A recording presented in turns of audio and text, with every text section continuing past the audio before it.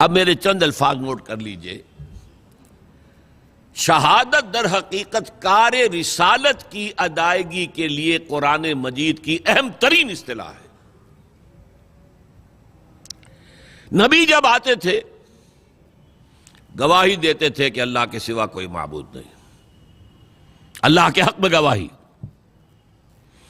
گواہی دیتے تھے میں اللہ کا رسول ہوں. وہ جو اقبال نے کہا دے تو بھی محمد کی صداقت کی گواہی دیتے تھے یہ قرآن اللہ کی کتاب ہے جو مجھ پر نازل ہوئی ہے.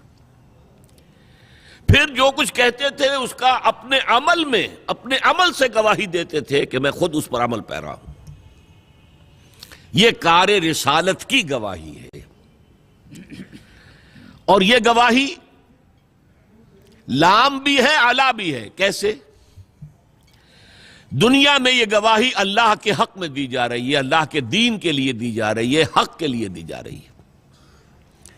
یا ایھا الذین آمنوا کونوا قوامین بالقسط شہداء للہ لام کو نوٹ کر لیجئے. یہاں اے ایمان والو عدل و انصاف کو قائم کرنے کے لیے پوری طاقت کے ساتھ کھڑے ہو جاؤ اور اللہ کے حق میں گواہی دینے کے لیے کھڑے ہو جاؤ.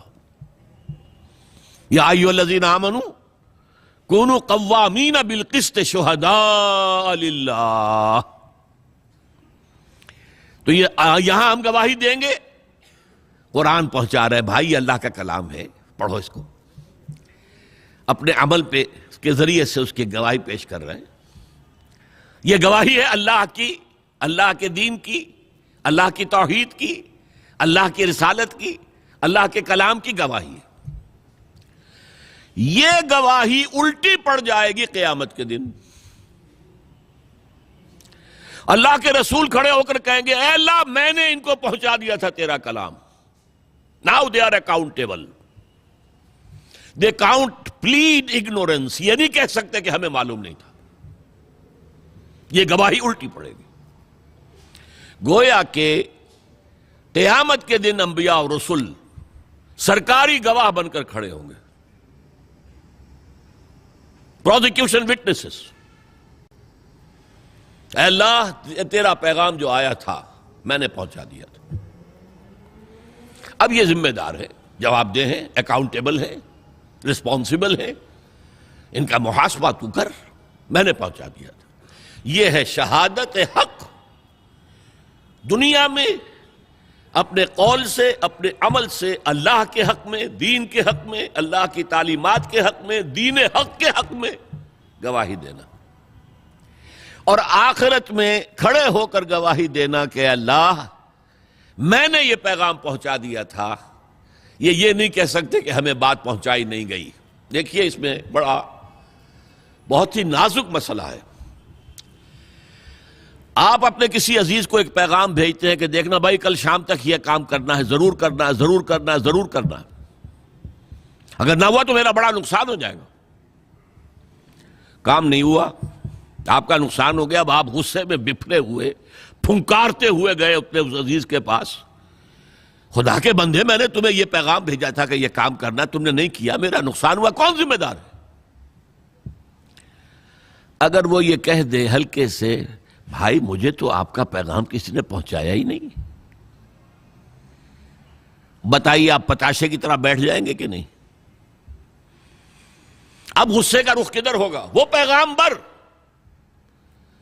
بھلے آدمی تجھے میں نے یہ پیغام دے کر بھیجا تھا، تو نے نہیں پہنچایا تو میرے نقصان کا ذمہ دار تو ہے. اس ٹرائنگل کو ذہن میں رکھیے. پیغام بھیجنے والا جس کے نام پیغام گیا اور جو پیغام بر ہے بیچ میں. پیغمبر میں وہ ایک لفظ ہی نکل گیا ہے نا، پیغام بر اور پیغمبر لفظ تو ایک ہی ہے. یہی وجہ ہے سورہ اعراف کی آیت نمبر 6 ہے اس موضوع پر. فَلَنَسْأَلَنَّ الَّذِينَ أُرْسِلَ إِلَيْهِمْ وَلَنَسْأَلَنَّ الْمُرْسَلِينَ. ہم لازماً پوچھ کر رہیں گے ان سے بھی جن کی طرف ہم نے رسولوں کو بھیجا. تمہارے پاس پیغام پہنچ گیا تھا کہ نہیں؟ اور ہم لازماً پوچھیں گے، پوچھ کر رہیں گے رسولوں سے بھی تم نے پہنچایا تھا کہ نہیں؟ دیکھیے رسول کتنا ہی بلند مقام ہو، اللہ کے سامنے تو عبد ہے نا. اللہ تو اپنے رسولوں سے بھی محاسبہ کرے گا.